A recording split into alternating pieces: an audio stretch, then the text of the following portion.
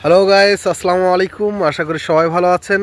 এমআরওয়ান Indian ব্লকের পক্ষ থেকে দেশ ও দেশের বাইরে যারা আছেন সবাইকে স্বাগতম। দর্শক শ্রোতা, দেখতে পাচ্ছেন এই ভুঁইতে কিন্তু সেচ দেওয়া হচ্ছে। সেচ দেওয়ার পরে এই যে শামীম ভাই দেখতে পাচ্ছেন, এই শামীম ভাই কিন্তু এখন দেবে সালফেট। শামীম ভাই কী কী সার দেবেন আজকে? বোরন, ইউরিয়া আর সালফেট। Boron, urea, sulphate. দর্শক দেখতে পাচ্ছেন কি পদ্ধতিতে পেঁপো চাষ করলে সব থেকে ভালো ফসল পাবেন বা ভালো ফল পাবেন। তো এখন দেখতে পাচ্ছেন শামীম ভাই কিন্তু এই পেঁপো ভুঁইতে সেচ দেওয়া হয়েছে। যে লাইন বা লাইন দেখতে পাচ্ছেন, এই যে প্রতিটা লাইন কিন্তু ড্রেন কাটা আছে। এই ড্রেন কাটার পরে এখন এই জমিতে কিভাবে সার দিতে হবে সেই সারগুলো কিন্তু এই যে শামীম ভাই দেখতে পাচ্ছেন, এই শামীম ভাই কিন্তু এই সারগুলো কিন্তু একসাথে মিশাচ্ছে। বোরন, সালফেট আর কি সার ভাই? ইউরিয়া। বোরন, সালফেট আর ইউরিয়া, এই তিনটি সার কিন্তু আজকে ব্যবহার করবে। কিভাবে আজকে আমি আপনাদের দেখাবো।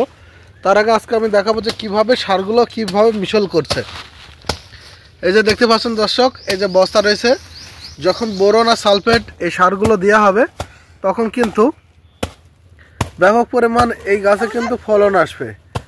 তো এখানে দেখতে পাচ্ছেন এই যে সারগুলো এখানে দলা বেঁধে আছে, সেই দলা বাঁধা সারগুলো কিন্তু সেগুলো আস্তে আস্তে কিন্তু ইট দিয়ে বাড়ি মেরে সেগুলো ঝুড়ো করে নিচ্ছে। এখন এখানে যে সারটি রয়েছে সেটি হচ্ছে সালফেট সার। এখন আমরা কিভাবে এই সালফেট সার ব্যবহার করতে হবে সেটা সম্পর্কে আজকে আপনাদেরকে দেখাবো। এই যে পেঁপো ভুঁইটা দেখতে পাচ্ছেন, এই পেঁপো ভুঁইতে দেখতে পাচ্ছেন চারি সাইডে সুন্দর করে কিন্তু আগে নালাটা তৈরি করে নিচ্ছে। এটা প্রথম থেকে কিন্তু এই পেঁপো ভুঁইর নালাগুলো তৈরি করা থাকে। এই যে দেখছেন দর্শক, পেঁপো গাছে কিন্তু পেঁপো ভাঙা হয়েছে, গাছে কিন্তু এখন সেরকম পেঁপো নেই।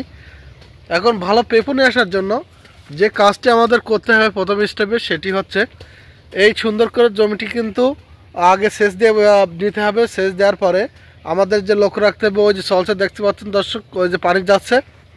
এই যে এখানে কিন্তু প্রায় 17 থেকে 18 বিঘা ভুঁই আছে, এক দাগে সবই কিন্তু পেঁপো ভুঁই।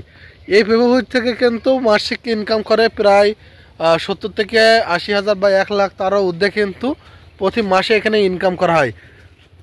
তো শামীম ভাই, এবার পেঁপোর কেজি কিরাম যাচ্ছে? পেঁপো কত টাকা যাচ্ছে?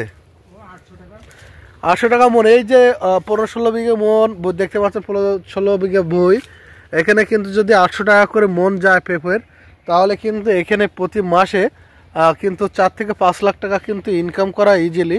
কারণ এখানে কিন্তু 17 থেকে 18 বিঘা দেখতে পাচ্ছেন, ওই যে চারি সাইডে সব বই কিন্তু সব পেঁপো বই আর পেঁপো বই দেখতে পাচ্ছেন ব্যাপক পরিমাণ। এখন একটু গাছে ফলন কম, এই কারণে যে কাজটি করতে হবে সেটি হচ্ছে আমাদেরকে পানি দিয়ে ভালো ফল নিয়ে আসার জন্য গাছে যখনই সার দেওয়া হবে, যে পানি এই যে দেখতে পাচ্ছেন পানি দেওয়া হচ্ছে, এই পানিটা যখন দেওয়া হবে তখন কিন্তু গাছে কিন্তু গাছের পাতাগুলো সবুজতা বর্ণ ধারণ করবে, গাছের শক্তি পাবে। আর তখন কিন্তু এই যে সারটি দেখতে পাচ্ছেন, এই যে জৈব সার আছে এখানে, আর সালফেট আছে, আপনার ইউরিয়া আছে, ঢ্যাব আছে। যখনই এইগুলো দেওয়া হবে সালফেটের, কিন্তু আমরা জানি যে গাছে ফল নিয়ে আসতে কিন্তু সালফেটে প্রচুর পরিমাণ কাজ করে।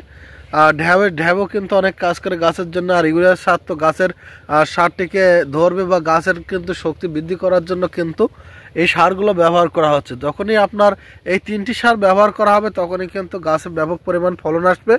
তো দর্শক, আপনারা যারা দেখতে পাচ্ছেন এই যে ভিডিওগুলো, এটি হচ্ছে পুরো পেঁপো ভুঁই। তো সব কিন্তু পেঁপো আর পেঁপো এখানে যদি দেখা হয়, তো সঠিক নিয়মে যদি আপনারা পেঁপো চাষ করতে চান তাহলে অবশ্যই যে ভালো ফলন নিয়ে আসার সময় যখনই গাছের জোর কমে যাবে বা গাছের ফলন কমে যাবে, তখনই আমাদের যে কাজটি করতে হবে সেটি কিন্তু আপনারা ঢ্যাব, ইউরিয়া আর সালফেট, এই তিনটি সার সেচ দেওয়ার পরে ব্যবহার করবেন। এই যে এখানে দেখতে পাচ্ছেন দর্শক, আপনারা দেখতে পাচ্ছেন এই যে পেঁপো ভুঁইগুলো খুব দারুণভাবে কিন্তু এই চাষ করা। একটু ঝড়ের কারণে এই যে দেখতে পাচ্ছেন, এই ঝড়ের কারণে কিন্তু আমরা অধিকাংশ গাছ কিন্তু দেখতে পাচ্ছি কিন্তু অনেকটা বাঁকায় গেছে। এই যে খুঁটি পোতা আছে গাছের, কিন্তু এই ঝড়ের কারণে অনেকটা নষ্ট হয়ে গেছে। এই যে দর্শক দেখতে পাচ্ছেন, এই যে ইউরিয়া সারটা কিন্তু দেওয়া হলো, এই যে ইউরিয়া সার ভাই দিলে এখন ইউরিয়া সার, ঢ্যাপ, আর দেখতে পাচ্ছেন এই জায়গায় সালফেট, বোরন বোরন বোরন সারটি, এই তিনটে সার কিন্তু ব্যবহার করা হয়েছে, বোরন, সালফেট আর ইউরিয়া। তো অবশ্যই আপনারা যারা চাষ করবেন দেখেন কিভাবে চাষ করতে হবে।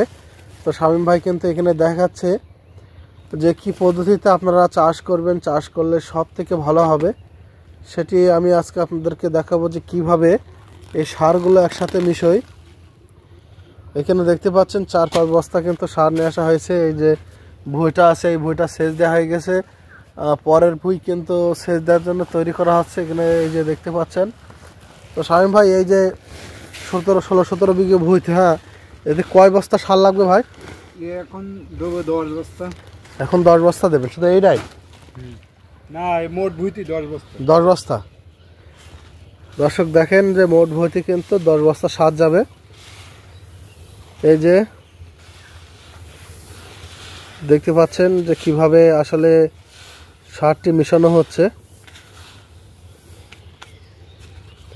বোরন আর ড্যাব আর ইউরিয়া, এখানে এই 3টি সার কিন্তু ব্যবহার হবে আজকে।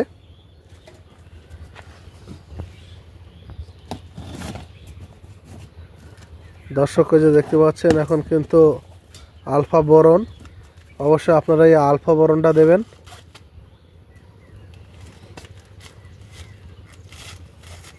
এর সাথে একদম চিনির মতন দেখতে এই আলফা বোরন। আপনারা যারা অবশ্যই কিভাবে চাষ করবেন সেটা কিন্তু আজকে আমি আপনাদেরকে সম্পূর্ণ ভিডিও দেখাবো, কি পদ্ধতিতে কিভাবে আপনারা সঠিক নিয়মে চাষ করবেন। পেঁপে চাষ করার জন্য কী কী সার দেবেন, ভালো ফলন যখন গাছের ফলন যখন কমে যাবে তখন এইভাবে কিন্তু আপনারা সার ব্যবহার করবেন। এই দেখেন দর্শক কিভাবে তারা কিন্তু সার মিশাচ্ছে সেটাও আজকে আপনাদেরকে সম্পূর্ণ দেখাবো।